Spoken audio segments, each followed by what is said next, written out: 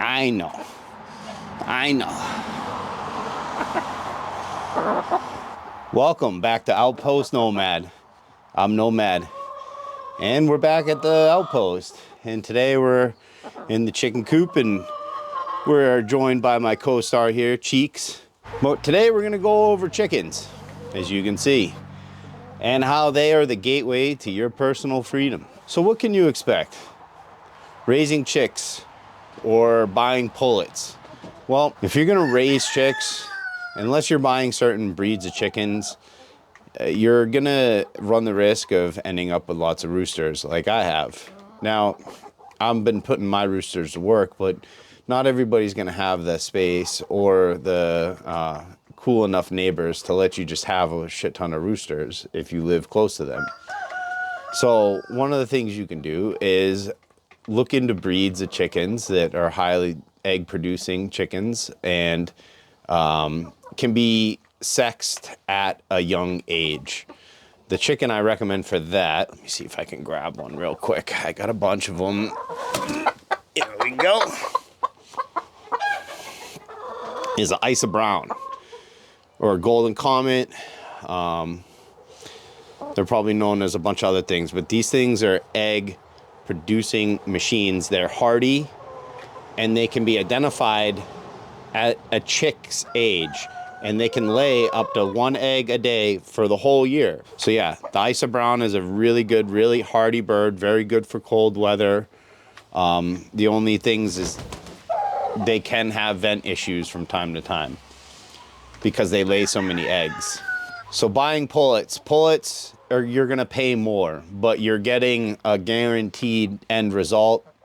You're getting a bird that's at the age to start laying, and you don't have to go through the process of, either hatching your own or raising from chicks like you'd see buying from Tractor Supply or your local farmer's market or Union in our case. So what to expect from chicken ownership? Well, I would expect you're gonna have kind of a learning curve to deal with, and you're gonna need a decent amount of space. Now, having a coop with a run attached that's completely covered like this is great, but not everybody's gonna have the space or the money, I guess, right? I built this mostly out of recovered materials from construction projects or, reclaimed materials. This door here is just an old exterior door that used to be on my house, and then when I put an addition on my house, I kept it, and now it's working as the door to the coop that I also built from just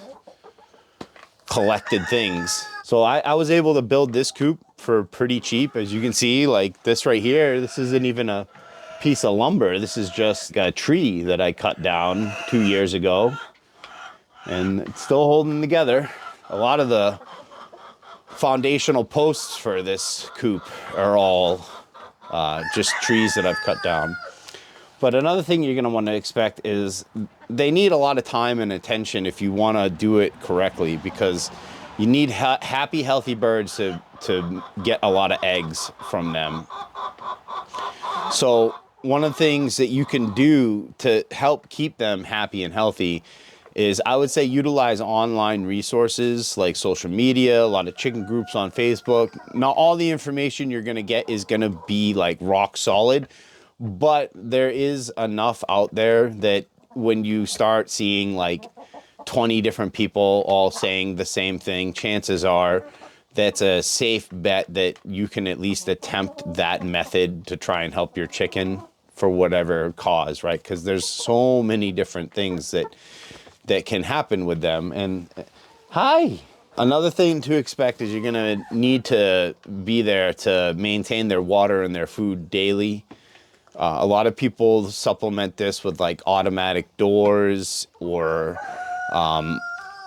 heavy volume feeders and things like that. So they kind of automated their systems, but at the same time, their chickens aren't getting the day-to-day attention that they need to make sure they're not coming down with things like bumblefoot or other fungal infections or all like myriad of things that can go wrong with your birds. And we'll cover that kind of later on with the things that I keep on hand to make sure that my birds stay healthy. For me, maintaining the bird's health and the flock's overall health is like my number one priority, because healthy birds are happy birds, and happy birds lay lots of eggs. And a lot of these things that can go wrong with them, if you just stay ahead of the situation and kind of, get it before it gets real bad. Because chickens, another thing you can expect with chickens is they're prey animals, so they don't show weakness until they are kind of really at their limit. So you need to make sure that you try and stay ahead of stuff, because by the time they're actually showing symptoms, they're already in a pretty bad situation health-wise. So you gotta kind of, like, once they show, you gotta stay ahead of that. So this is definitely gonna be a change of lifestyle. You're definitely gonna prioritize things a lot differently once you have chickens around you, especially cute ones like this little Cheeks here. Oh yeah. Yeah, I know. Absolutely adorable little thing. Come here. There. But it's definitely going to be a change to your lifestyle. I would call it the intro to homesteading. And at the same time, you're going to be producing a lot of compost, which, with the way things are going on in the world right now, seems to not be like a bad thing. But a couple disclaimers: it's a ton of work to keep up after them and to do it properly, so they don't end up with a bunch of just illnesses that are going to just take out them or the whole flock simultaneously. So you constantly have to really work, especially in the warm months, to make sure that you're staying ahead of like coop cleanliness and giving your run and coop the best materials possible for the bedding. And I would highly suggest skipping straight over wood chips or any of that nonsense and going straight to wood pellets. They're known as like horse bedding, and it's been a game changer. They absorb all the odor, all the moisture. They break down. They almost turn into like this sawdust material. It's an absolute game changer. 100% recommend horse pellets for the bedding, in your runs, in your coops. I mean, everywhere. Just put it everywhere. It's hands down the best by far. But at the end of the day, it's a lot of work. Other materials you're gonna want to keep on hand would be lime, diatomaceous earth, and you want to spread those around in both your run and your coop during the warm months to help cut back on things like fleas and mites and other small little insects that can really mess with your flock. So now that we've pretty much covered the basics of chicken ownership, let's go into the things that I personally keep on hand around the outpost to keep my chickens in as good as health as I possibly can. So I guess we'll just start off with this because it's sitting right here. So we keep a lot of apple cider vinegar on hand, not only for us, but also for our livestock. A little bit of this in the water can help with a lot of gut problems and digestional problems that they could be having. It helps kind of flush out their system. We typically add this on really cold nights during the winter because it helps keep them warm. And we also use it when we notice a significant amount of the flock is kind of getting what is known as vent gleat.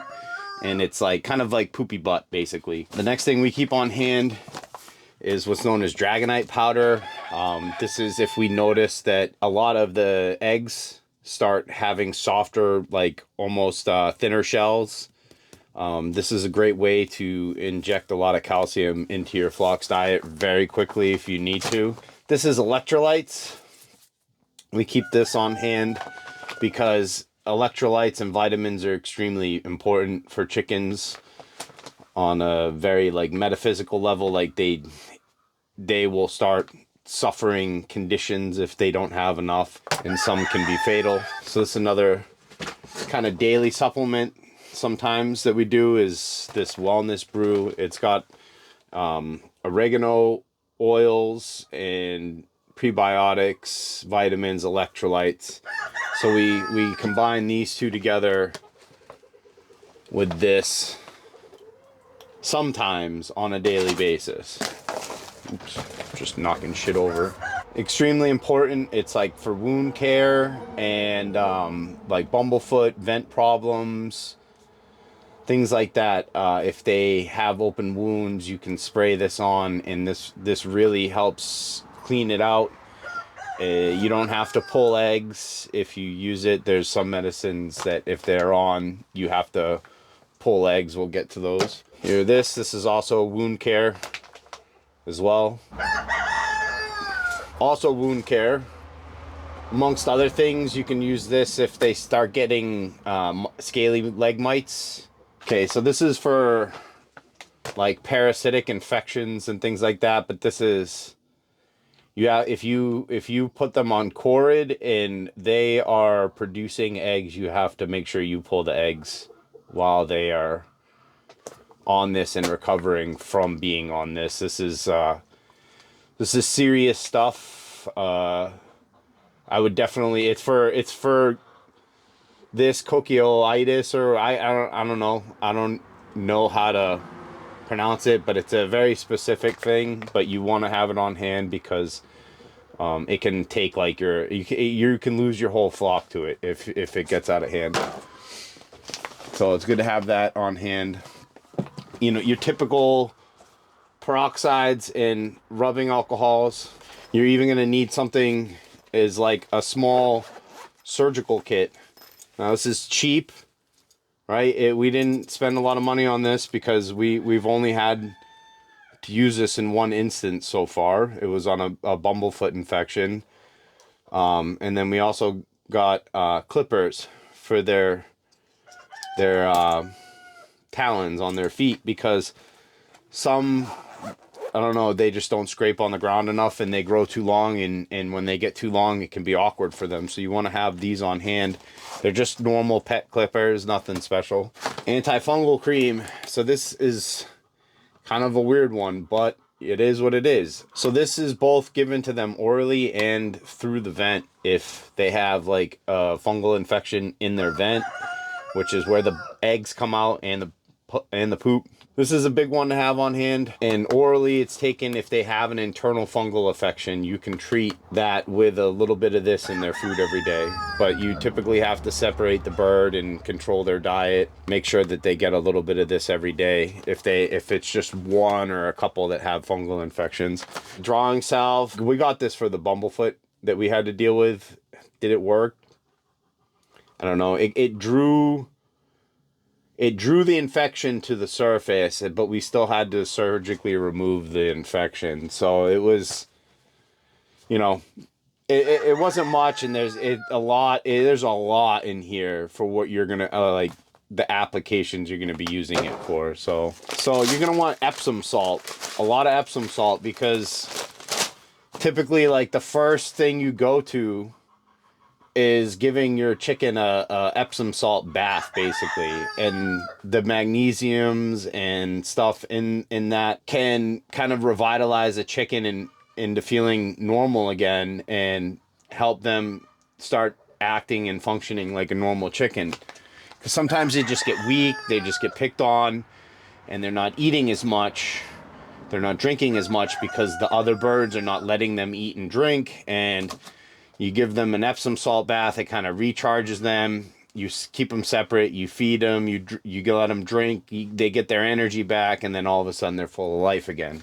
Self-adhering wraps for the wounds, gauze. You're going to want to have a Vet RX for any respiratory issues, and that's usually when they're breathing heavy from the mouth, except they do that as well when they're hot. So you got to know the difference between the two. I would also recommend having syringes on hand. You want to have a needleless syringe because when chickens get sick, they don't want to eat or drink, and you kind of have to like force them to eat and drink when they get weak.